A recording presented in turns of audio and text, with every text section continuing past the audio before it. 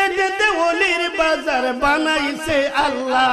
জুড়ে জুড়ে একবার বলুন না সুবহানাল্লাহ। সিলেটেতে আজানদনি শাহজালাল দিয়েছে, সেই জমিতে পাথর গইলা পানি হইয়াছে। তোরা কে যাবি আয়, দেখবে যদি আয়। সিলেটেতে ওলির বাজার বানাইছে আল্লাহ। জুড়ে জুড়ে একবার বলুন না সুবহানাল্লাহ। আমার ভাইরা, দিল্লিতে যার মাজার কুতুবউদ্দিন বখতিয়ার কাকি, জুড়ে বলুন না সুবহানাল্লাহ। আমার বাইরে তো 1 মাস হয় আমি মাজার জিয়ারত করে আসলাম। আবার মুম্বাই গেলাম। মুম্বাই সাগরের মাঝখানে একজন ওলি হাজী আলী রহমতুল্লাহ আলাইহির মাজার, ওই মাজারও আমি জিয়ারত করে আসছি।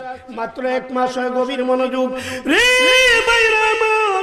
কুতুবউদ্দিন বখতিয়ার কাকি ডাক দিয়া কয়, আমার ইন্তেকালের পর যেই লোকটার জীবনে তাহাজ্জুদের নামাজ কাজা নাই, আসরের নামাজ কাজা নাই, এমন লোক দিয়ে আমার জানাজার নামাজ পড়াইও। আর যদি এমন লোক যদি না পাও, বিনা জানাজায় কবর দিয়া দিও। 3 দিন লাশ রয়েছে দিল্লির, সারা দিল্লির গড়ে গড়ে সমস্ত আলিম উলামাকে জানাইয়া দেওয়া হলো কার তাহাজ্জুদের নামাজ কাজা নাই, কার আসরের নামাজ কাজা নাই। আমাদের হুজুরের জানাজার নামাজের ইমামতি করো। একটা আলিমও চ্যালেঞ্জ করতে পারে না। হঠাৎ করে দিল্লির বাদশা ডাক দিয়া কই, ও কুতুবউদ্দিন, তুমি চলিয়া গেলা আর আমার গোপন ইবাদতটা প্রকাশ করিয়া গেলা। দিল্লির মানুষেরা রে, তোমরা দাঁড়াও, কাতার বাঁধো, আমি কুতুবউদ্দিন বখতিয়ার কাকির জানাজার ইমামতি করব। জোরে বলুন আল্লাহু আকবার। আগে রাজা বাদশারাও আল্লাহ ওয়ালা ছিল, নামাজি ছিল, ঠিক না বেটি? আগে রাজা বাদশারাও এরা আল্লাহরে ভয় করত। আমার ভাইরা, এরা আল্লাহরে ডরাইতো, ঠিক না বেটি? আল্লাহর ভয় যার অন্তরে আছে, তার দ্বারা কোনোদিন খারাপ কাজ হয় না, ঠিক না বেটি? আমার ভাইরা, গভীর মনোযোগ আমার সাথে পড়ুন। আসরের নামাজ যে বানাই পড়িবে, ইউনুস নবী বেজার হইয়া যাইবে। বলুন ইউনুস নবী বেজার হইয়া যাইবে। মাগরিবের নামাজ যে বানাই পড়িবে, ও ঈসা নবী বেজার হইয়া যাইবে। কোন নামাজ?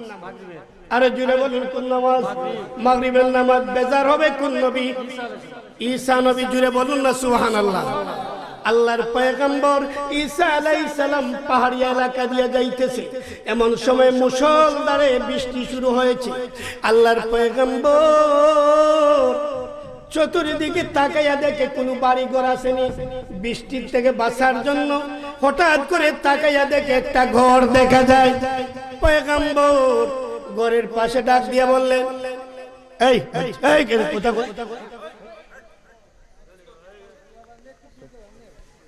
বাচ্চাদের আমার কানে যেন কোনো ডিস্টার্ব না আসে। আমরা তরিকতের লোক যখন কথা বলি আর সে মহল্লার সঙ্গে কলপটা লাগাইয়ে কথা বলি,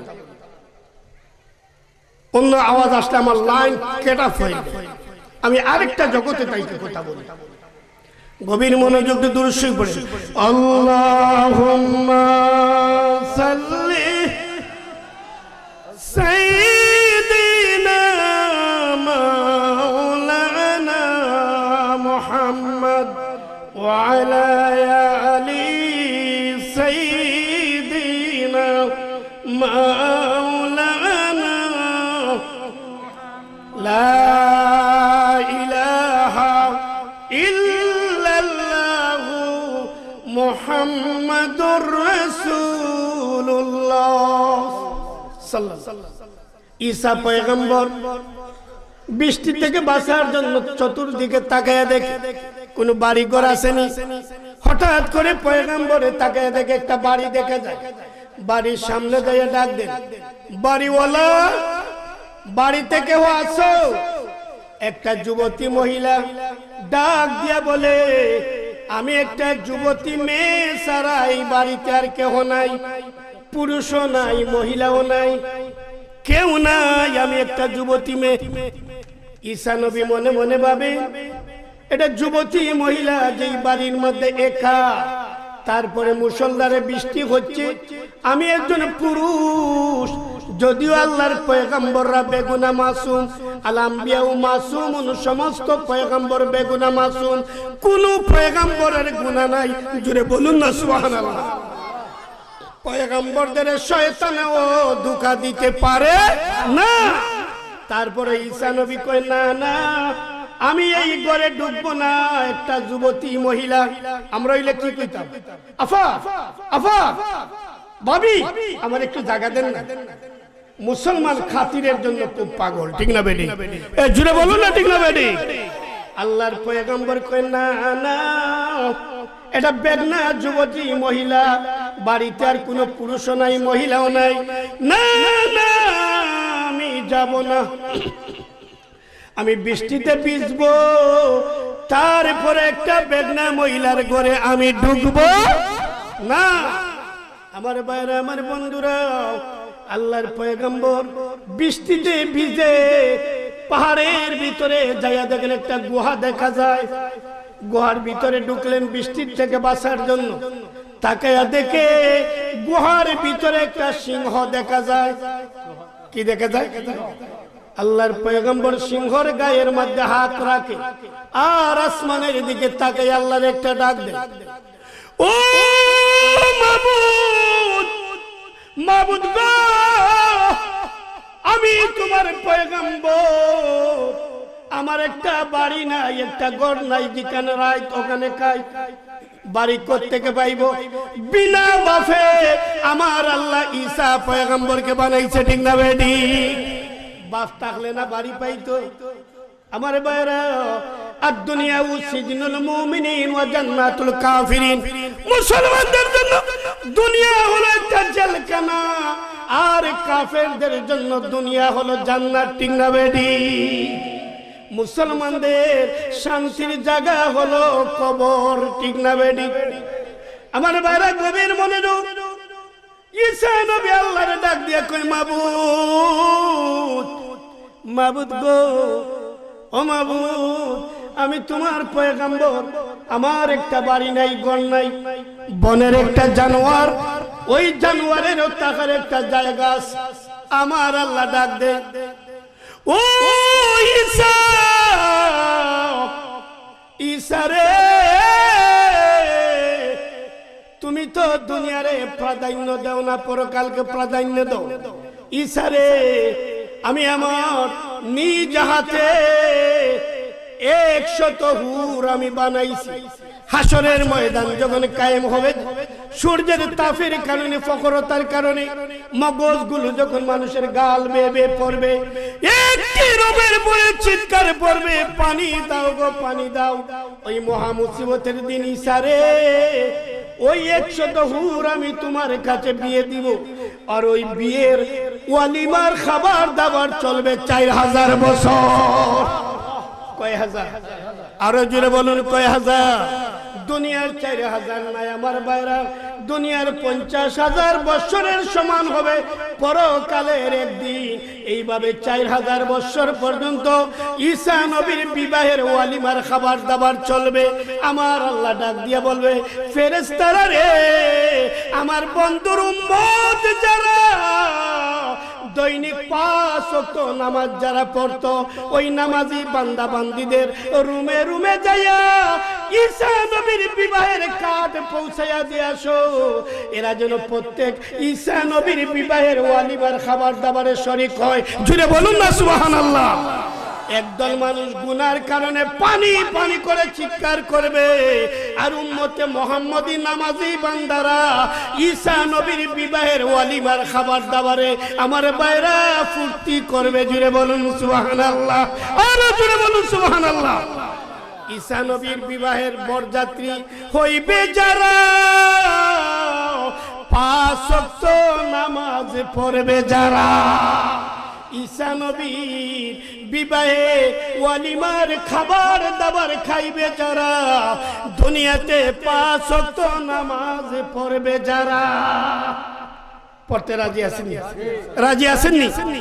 ঈসা নবীর বিবাহের ওয়ালিমার খাবার দাবার খাইবেন যদি আপনি 5 ওয়াক্ত নামাজি হয়ে যান।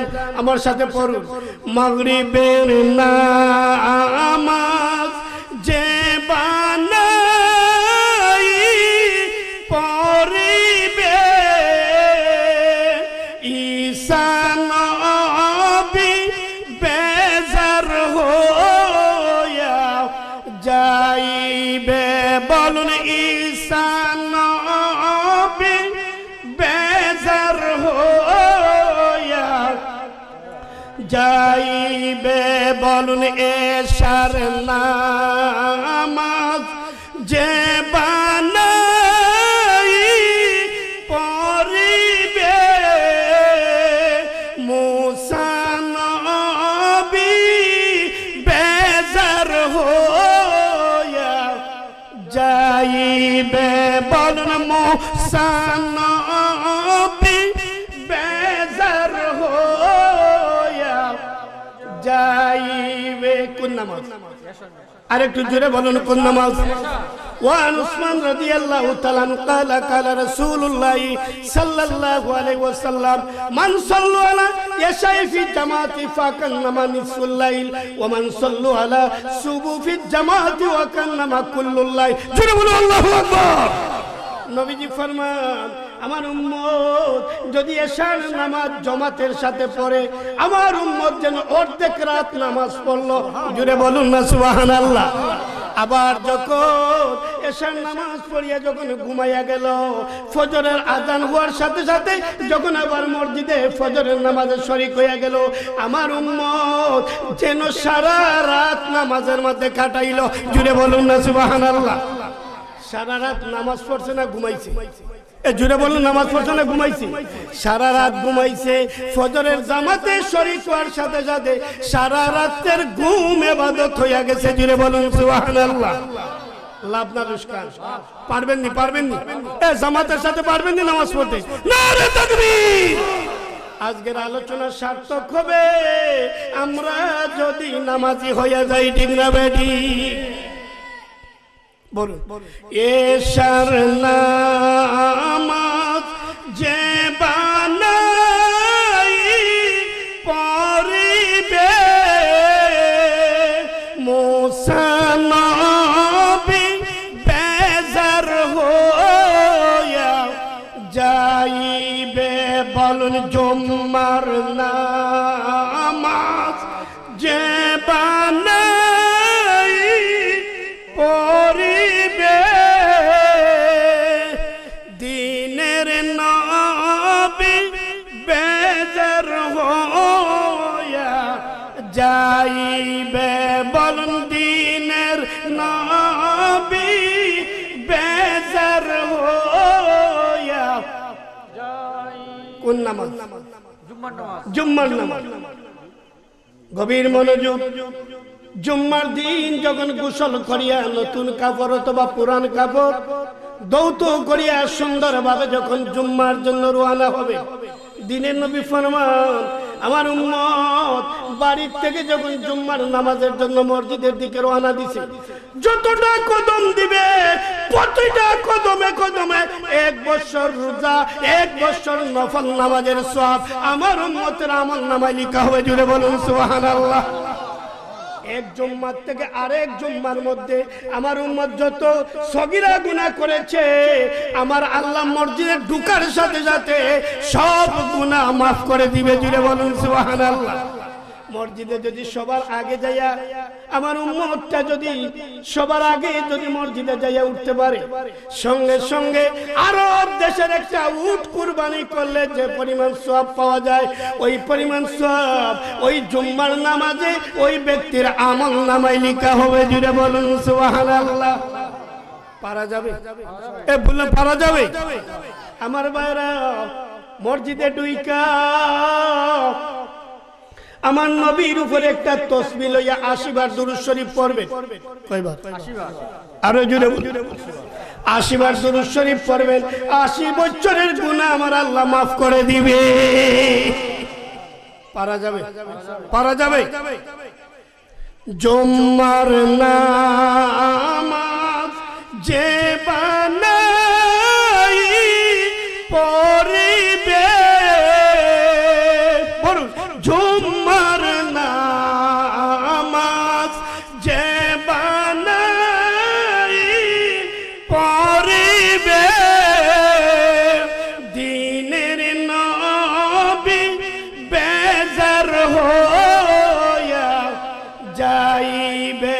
বলুন এই সব নামাজ যে বানাই পড়িবে, আল্লাহ তাআলা বেজার হইয়া যাইবে। বলুন আল্লাহ তাআলা হইয়া যাইবে। আল্লাহ তাআলা যদি বেজার হইয়া যায়, হাসরের দিনে বান্দার কোনো উপায় নাই। বলুন উপায় নাই রে, উপায় নাই রে, উপায় নাই। মুসলমানদের নামাজ সারা উপায় নাই। ঠিক না বেডি? জুড়ে বলুন ঠিক না বেডি? এই নামাজ পড়তে রাজি আছেন? সবাই রাজি আছেন? আমল করবেন তো বাবা, আমল তো করবেন। আমল যদি করেন তাহলে লাভ হবে। এর জন্য আলোচনা সেট করতে যাইয়া আমি মাঝে মধ্যে বলে থাকি, 2 সূরায় এটা গুড়া চুরি করছে। কি চুরি করছে? গুড়া চুরি করছে। বাজার আছে না? গরুর বাজার এদিকে আছে, বামই বাজারে নিয়ে গেছে গুড়া। 1 সূরা কইরে আমার একটু হাজত আছে, চুরির গুড়া তো যত 5 তাড়াতাড়ি বিক্রি করে তো হয়ে গেছে হাজত সারতে। এমন সময় আরেকটা সূরা আসছে, আইসা কয় কি ভাই গুড়া বিক্রি করবেন? হ্যাঁ। কত? 70,000। 70,000 দৌড়েনি? কয় আরে ভাই গুড়া দৌড়েনি, খুব ভালো দৌড়। তার হাতে ছিল একটা ভাঙ্গা তাল। আমার তালটা রাখেন দেখি, লাগামটা দেন তো আমি একটু দেখি পায়ে কোনো দোষ আসেনি। ধরছে লাগা, উঠছে গুড়ার উপরে, মারছে চাবুক, চলছে গুড়া। এদের কি কয়? লুকরা। এরপরে হবিগঞ্জ, শাস্তাগঞ্জ, বৈরব, এই যে গেছে আর আসে না। পাশের সূরা এসে কয় কি রে গুড়া বিক্রি করছো? কই করছি। কত বিক্রি করলি? কই যে দামর কিনা ও দামর বিক্রি। আঞ্চিল চুরি করি লইয়া গেছে আরেক। লাভ হইছে? লাভ হইছে বাংলা তাল। তুই না অর্ধেক আমারে দৌড়। তো যদি ওয়াজটা আমল করে তাহলে লাভ হবে, আর নাইলে কি ভাঙ্গা তাল। নামাজ নাই। ব্রাহ্মণবাড়িয়া নবীনগরের এক লোক, এদিকে আমার প্রোগ্রাম থাকে, আমার মনে হয় তার জন্মের পরে মুছ কাটছে। মুছ যে কই গেছে, চুলের মধ্যে জল, এই নাভি ফারিয়ে গেছে দাড়ি। মহিলারা রিক্সা ধাক্কা। তাহলে কি রে তোমাদের ফিরে গোসল করে না? চুপ থাকেন, সবার গোসল লাগে। আমি বললাম তোমাদের পীর কি নামাজ পড়ে না? চুপ থাকেন, সবার নামাজ লাগে। কই কি? কই পানির নিচে মোমের বাতি, বান বাতাসে লিমে না, আল্লাহর ওলি যারা নামাজ রোজা লাগে না। আর জুড়ে বলুন না, কেমন বানাইছে। আল্লাহর ওলিদের নামাজ রোজা আরো বেশি লাগে। ঠিক না বেটি? এর জুড়ে বলুন ঠিক না বেটি? 5 ওয়াক্ত নামাজ লাগে, শেষ রাতে তাহাজ্জুদ লাগে। ঠিক না বেটি? যেমন কেশাক লাগে, তাশক লাগে, আরো কত নামাজ লাগে। ওলি হতে, ওলি নাই, নামাজ পড়ে না, রোজা রাখে না, গোসল করে না, পেশাব করে পানি লয় না, কই এর বলে ফি। শরীয়ত ছাড়া কোনদিন মারিফত হয় না, জানতে হবে। আমার গভীর মনোযোগ, আমার আল্লাহ ডাক দিয়া বলে, বন্ধু গো, 4 জনের সাহেব দাদা আমি নিয়ে আসছি, এর বিনিময়ে আপনারে আপনার উম্মতরে কাউসার দিলাম। শর্ত হলো 2টা। 1 নম্বর নামাজ পড়াইতে হবে, আর 1 নম্বর হলো কুরবানি করতে হবে। ওই যে কুরবানির বকরা ঈদ, ঈদুল আজহার সময় যে আমরা কুরবানি করি, এই কুরবানি করতে হবে। ইন্না শানিয়াকা ওয়াল আবতার। বন্ধু গো, আপনার নির্বংশ নাই, আপনার লেজ কাটা নাই, আপনার একজন রূহানি সন্তান হবে, এরা আলিম উলামা। কিয়ামত পর্যন্ত আপনার শান যে কি মহান হবে তারই প্রমাণ হবে হাসরের ময়দান, যখনই লটকাইবে মিজান। জুড়ে জুড়ে বলুন সুবহানাল্লাহ। 1 নম্বর নামাজ, 2 নম্বরে কি কুরবানি। কষ্ট হয়নি, শেষ করে দেই না।